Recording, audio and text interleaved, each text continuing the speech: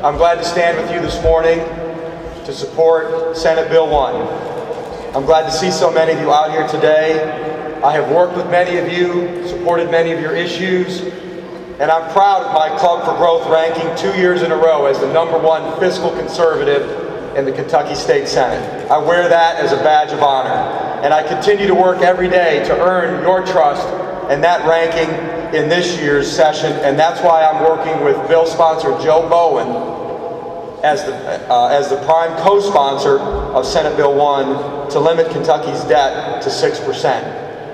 Now, this bill has been in and out of the committee I chair twice, and it's heading there again today. And let me tell you why it's taken the journey. It started out as Senate Bill 56, and we passed it out of committee as a constitutional amendment. Then it was recommitted to the committee and passed out again as Senate Bill 56 as a statute. And then in the Senate, we made a decision to rename it Senate Bill 1, which is the symbolic move to say that this is our most important priority during this session of the General Assembly. So at noon today, if you are still here and you'd like to join us in room 154, we will be having our third committee hearing on Senate Bill 1 to pop it out of committee, send it back to the floor where it already has its necessary readings and could be voted on as soon as today. And that, of course, is up to the leadership in the Senate as to when we'll vote on it. This bill is critical. You know, just 2 years ago, the House of Representatives passed a budget that included $1 billion in new debt to fund schools across Kentucky.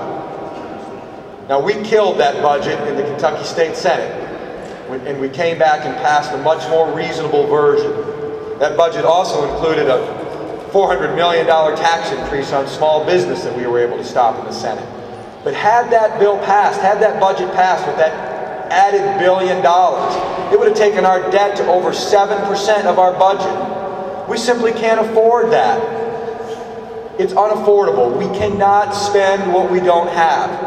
And when we take actions like this as a General Assembly, it causes our bond rating to decrease, which means it's more expensive for the taxpayers to borrow money on the projects that have been authorized by previous General Assemblies. Right now, our debt is just a little over 6%. I'm supporting this bill to put it in statute to force us in future budgets not to go over 6%. We simply can't afford any new debt here in the Commonwealth of Kentucky. And I'm hopeful as we work through this year's budget that we will take the responsible step of not authorizing any new debt and borrowing to our budget. We can't afford to continue to saddle our future generations with this kind of debt.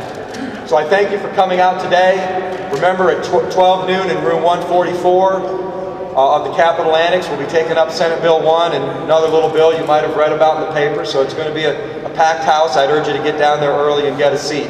But you'll have an opportunity to see this bill move forward through the process, through hopefully its final time in Senate committee, so it can go to the floor where it will pass the State Senate, and we'll send it over to the House of Representatives for their consideration and hopefully the passage of this bill.